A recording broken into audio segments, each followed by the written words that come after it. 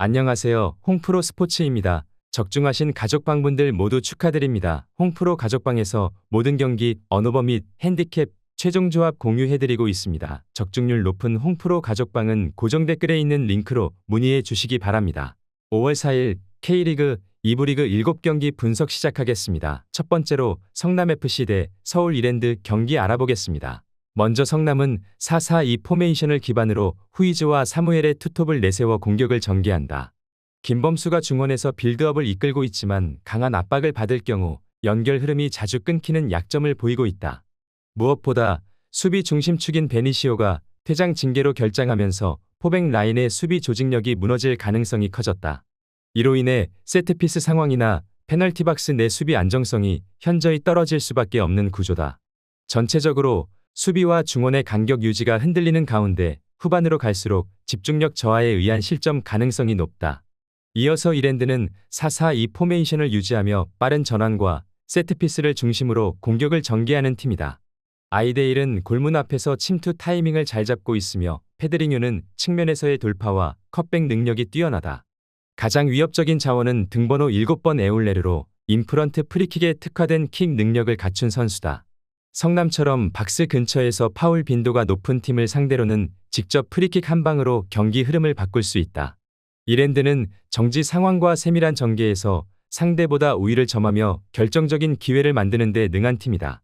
성남은 수비 조직의 중심이 빠지면서 전체적인 전술 안정성이 흔들리고 있으며 세트피스 실점 위험이 매우 높은 상황이다. 서울 이랜드는 킥 정확도와 전방 자원들의 침투 능력에서 앞선 전개 흐름을 유지할 수 있다. 이번 경기는 세트피스 디테일과 수비 간극이 결정적인 변수로 작용하며 흐름은 서울 이랜드에게 유리하게 흘러갈 것이다. 서울 이랜드 승리를 추천합니다. 두 번째로 부천FC 대 전남 드래곤 경기 알아보겠습니다. 먼저 부천은 3-4-3 포메이션을 바탕으로 몬타뇨와 박창준, 티아기뉴의 공격 삼각 편대를 중심으로 템포 있는 전개를 시도한다. 측면과 중앙을 넓게 활용해 전방 압박을 유도하며 라인을 끌어올리는 전술을 사용하는 편이다. 그러나 수비 시 복귀 타이밍이 늦어질 경우 뒷공간이 크게 열리며 전환 속도가 느려지는 구간에서 실점 위험이 커지는 모습을 보인다. 특히 중앙 수비가 공간 커버에 몰릴 경우 측면 하프 스페이스가 완전히 열리며 역습에 취약한 구조가 반복된다.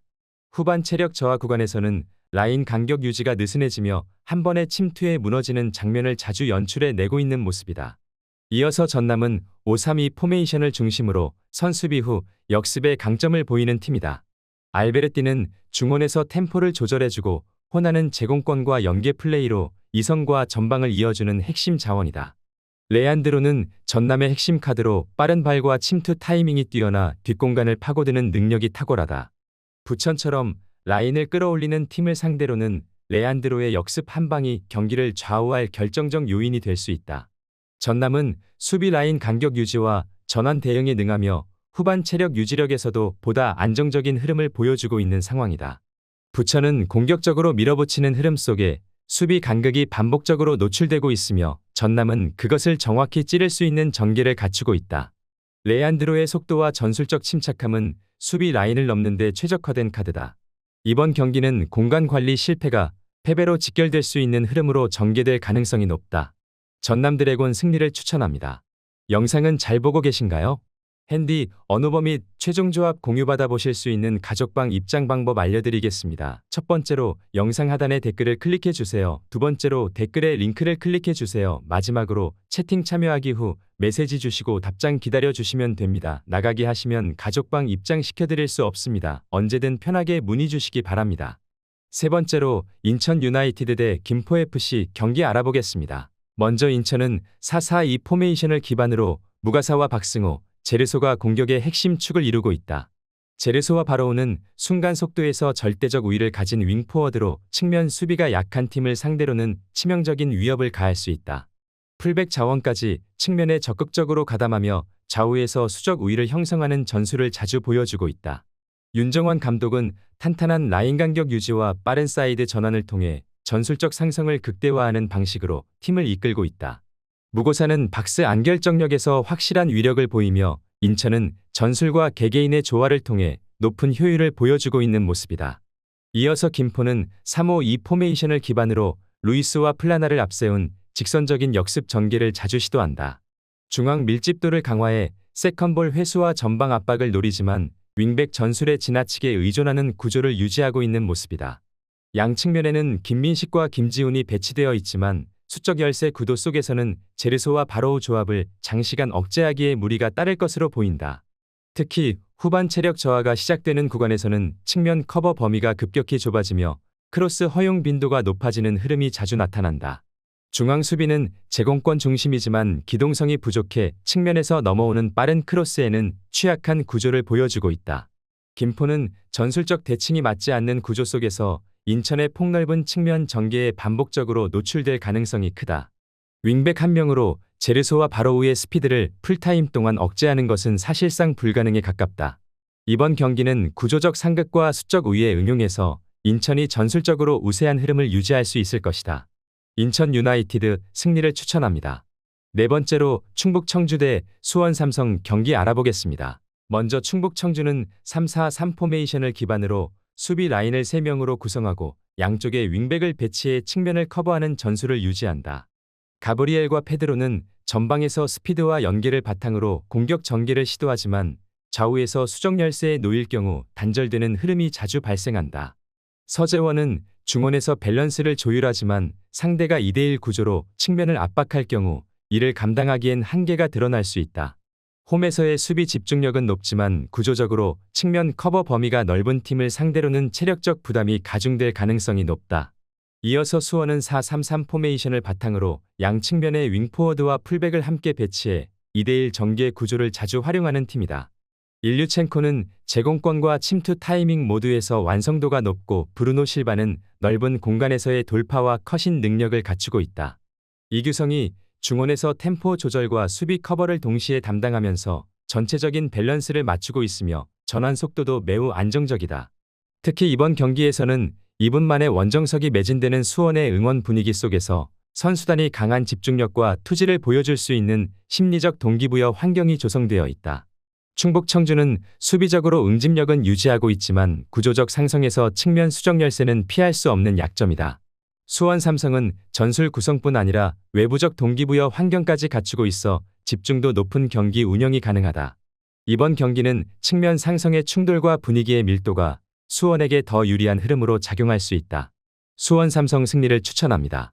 영상은 잘 보고 계신가요? 핸디, 언어버 및 최종 조합 공유받아 보실 수 있는 가족방 입장 방법 알려드리겠습니다. 첫 번째로 영상 하단에 댓글을 클릭해 주세요. 두 번째로 댓글에 링크를 클릭해 주세요. 마지막으로 채팅 참여하기 후 메시지 주시고 답장 기다려 주시면 됩니다. 나가기 하시면 가족방 입장 시켜드릴 수 없습니다. 언제든 편하게 문의 주시기 바랍니다. 다섯 번째로 안산 그리너스 대 경남FC 경기 알아보겠습니다. 먼저 안산은 3-4-3 포메이션을 활용하며 라파, 강수일, 사라이바를 앞세운 전방 압박보다는 안정적인 수비 구조에 방점을 두고 있다. 전체적으로 수비 라인을 페널티 박스 근처까지 내리며 밀집 수비를 기반으로 실점 억제에 집중하는 스타일을 보인다.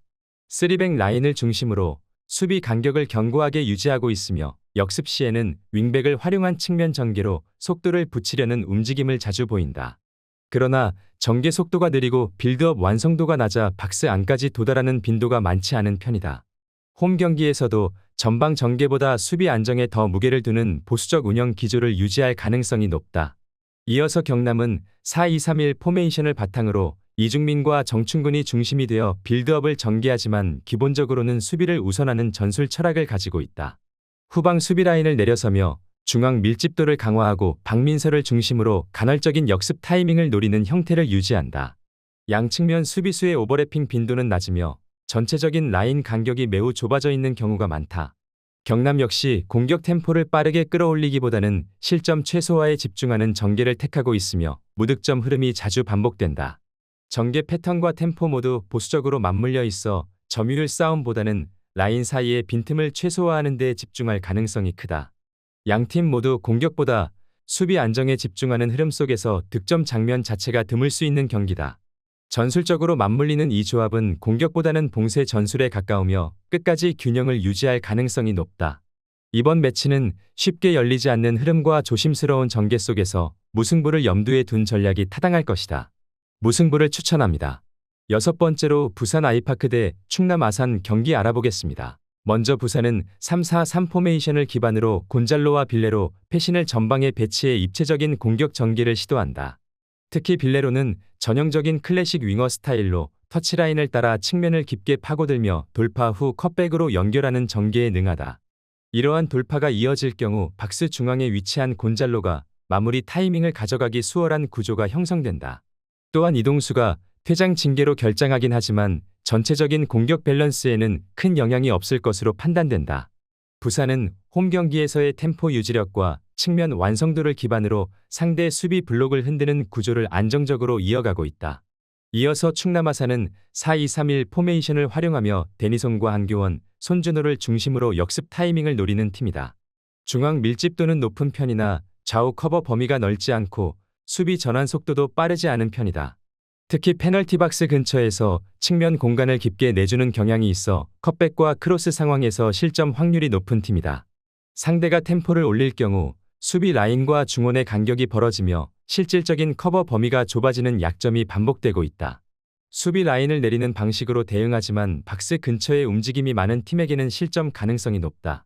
부산은 측면에서 돌파와 전개의 방향성을 명확히 갖고 있으며 박스 내 피니시 완성도도 갖춘 팀이다.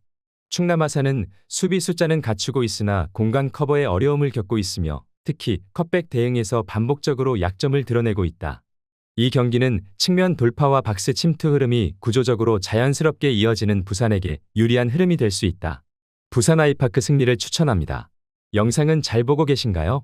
핸디, 언어버 및 최종 조합 공유받아 보실 수 있는 가족방 입장 방법 알려드리겠습니다. 첫 번째로 영상 하단에 댓글을 클릭해 주세요. 두 번째로 댓글에 링크를 클릭해 주세요. 마지막으로 채팅 참여하기 후 메시지 주시고 답장 기다려 주시면 됩니다. 나가기 하시면 가족방 입장 시켜드릴 수 없습니다. 언제든 편하게 문의 주시기 바랍니다. 7번째로 화성FC 대 천안시티 경기 알아보겠습니다. 먼저 화성은 4-3-3 포메이션을 기반으로 미드필더 라인을 3명으로 구성해 중원 점유율 확보에 강점을 보이는 팀이다. 알뜰은 최근 들어 박스 안에서 결정적인 득점 기회를 자주 창출하고 있으며 위치 선정과 마무리 능력 모두에서 높은 효율을 보이고 있다. 전성진과 보이노비치는 템포 조절과 세컨볼 반응에서도 안정적인 모습을 보이며 공격 전개에 유연성을 더하고 있다. 전체적으로 화성은 중원 숫자 싸움에서 수적 우위를 점하며 전방 압박과 빠른 전환 모두에서 경쟁력을 갖춘 상태다. 홈에서는 템포와 조직력이 더 부각되며 이번 경기에서도 중원 주도권을 장악할 가능성이 높다.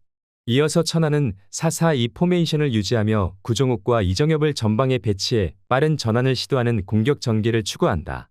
퉁까라는 중원에서 1차 저지 역할을 맡고 있지만 이선 압박과 커버 범위에 있어 밀도는 낮은 편이다. 센터백 강영우는 제공권과 정면 수비엔 강점이 있으나 침투형 공격수의 움직임에 대응하는 커버 속도는 다소 느린 편이다. 특히 박스 근처에서 수비 라인 간격이 벌어질 경우 실점 가능성이 높아지는 흐름이 반복적으로 나타나고 있다. 전체적으로 중원에서 수적 밀림 현상 그리고 박스 내 커버 취약성이 결합되며 약점이 두드러지고 있다. 화성은 전술적 상성과 구성에서 천안보다 우위를 점할 수 있는 흐름을 갖추고 있으며 알뜰의 박스 침투와 마무리 능력은 수비 구조에 부담을 줄 수 있는 카드다. 이번 경기는 중원 구조의 상극과 수비 대응 차이가 경기 양상을 가를 핵심 요소로 작용할 전망이다. 화성FC 승리를 추천합니다.